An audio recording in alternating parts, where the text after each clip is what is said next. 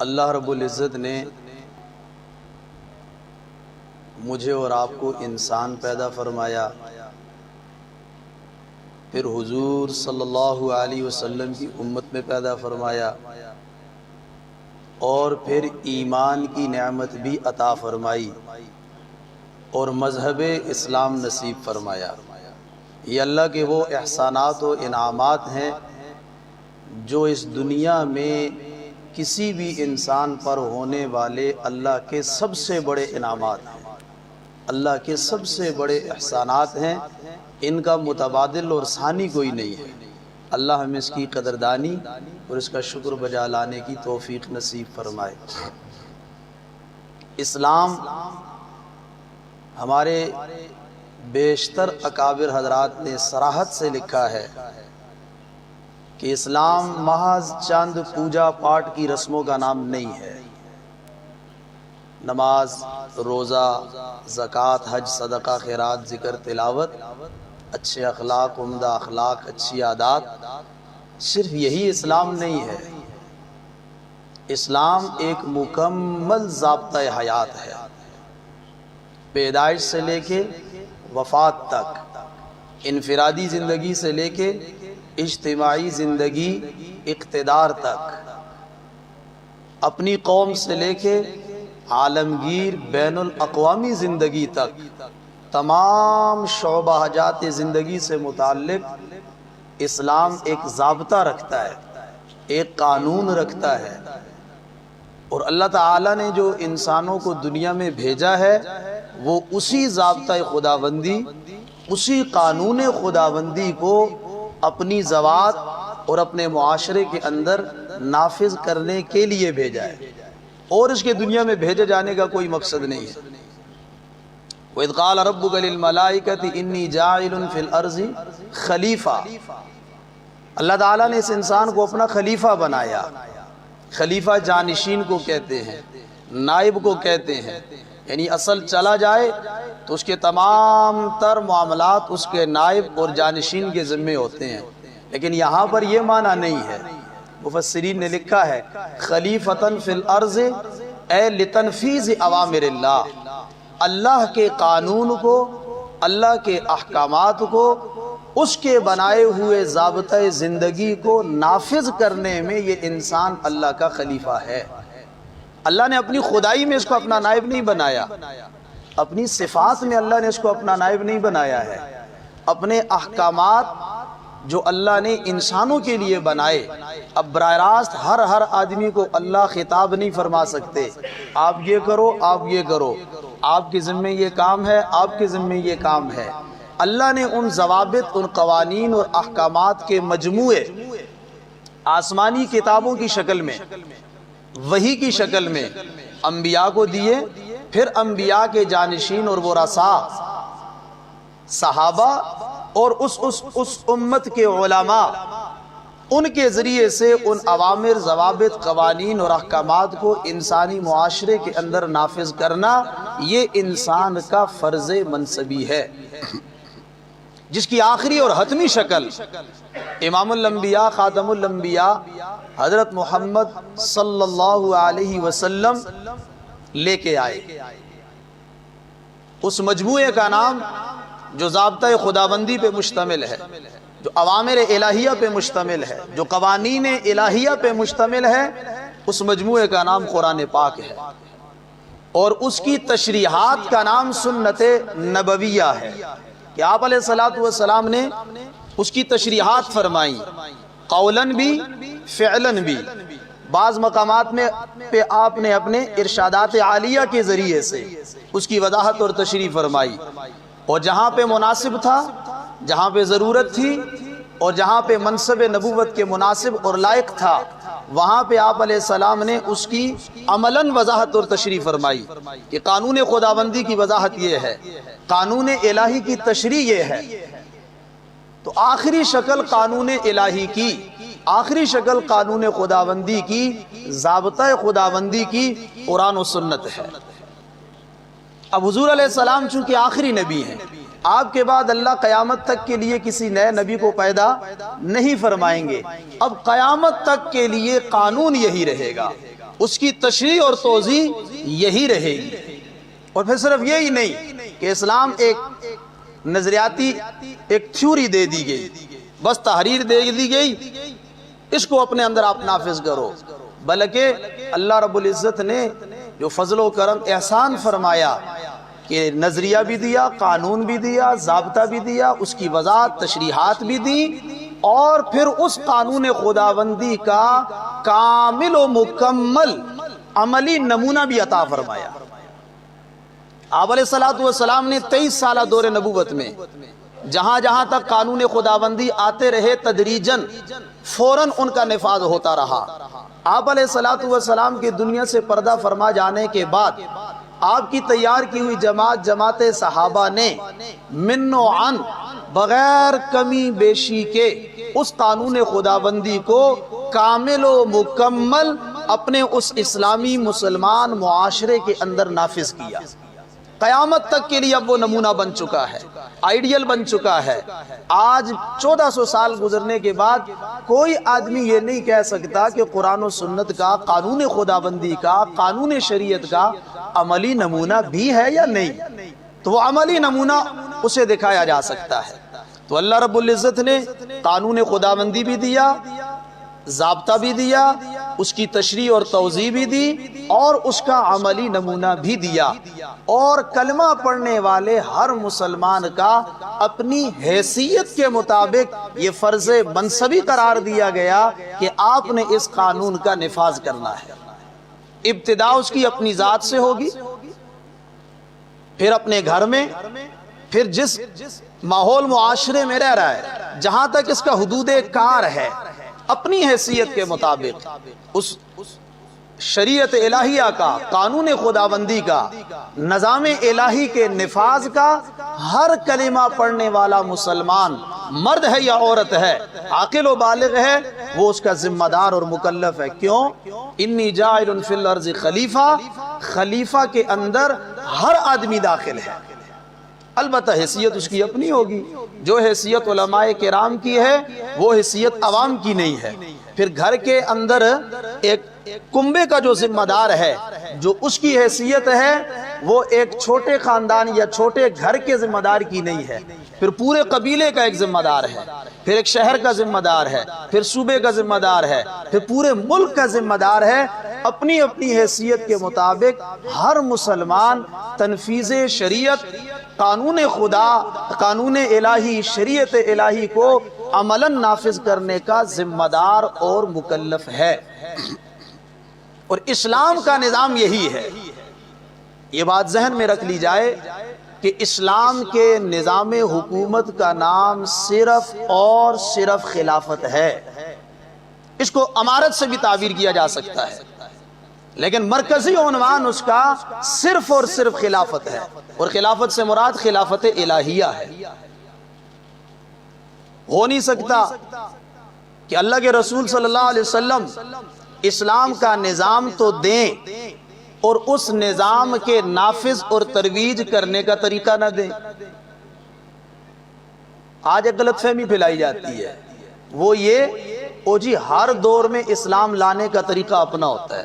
یہ بات غلط ہے، ہماری سمجھ سے بالاتر ہے۔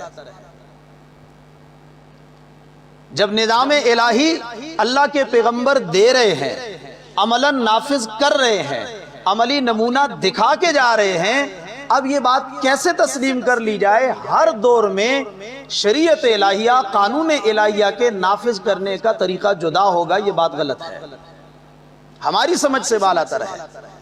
سیرت نبوی، ہاں اتنی بات ضرور ہے، اصول اور ضوابط وہی رہیں گے۔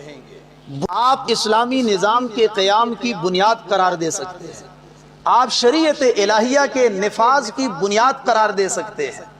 مکی دور کا دوسرا عنوان دعوت کا دور ہے، مدنی دور کا دوسرا عنوان جہاد کا عنوان ہے۔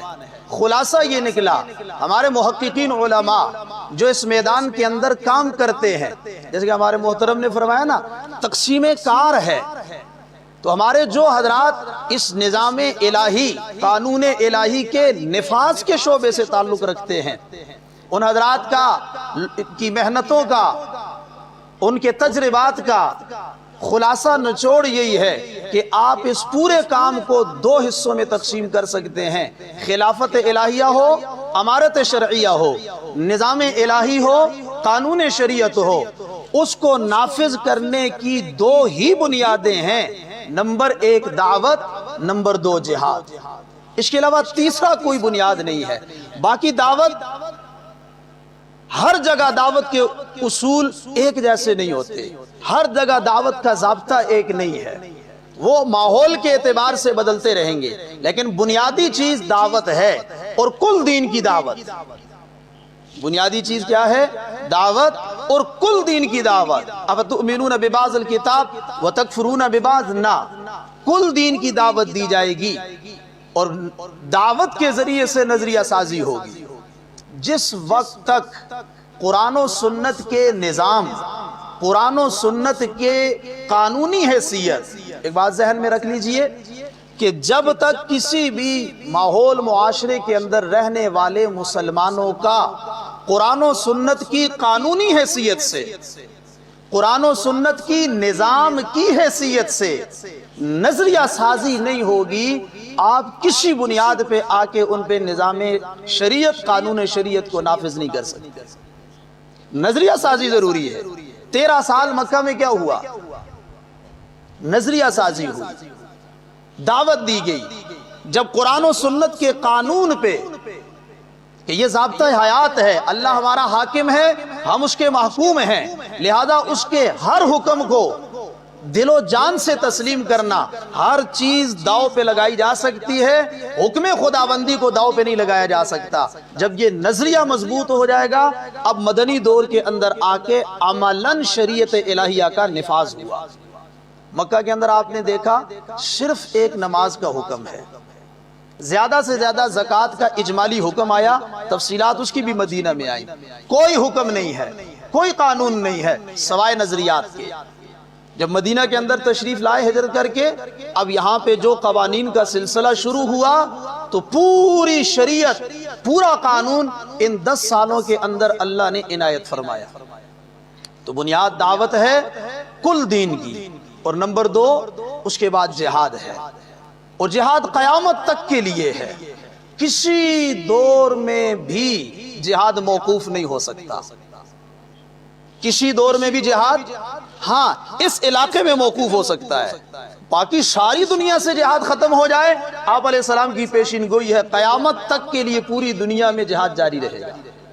بعض علاقوں کے اندر وقتی طور پہ، عارضی طور پہ کسی مصلحت کے تحت موقوف ہو سکتا ہے، باقی پوری دنیا سے ہو جائے، اس کا قرآن و سنت کے اندر نہ کوئی ثبوت ہے، نہ تاریخ اسلامی کے اندر اس کا وجود ہے۔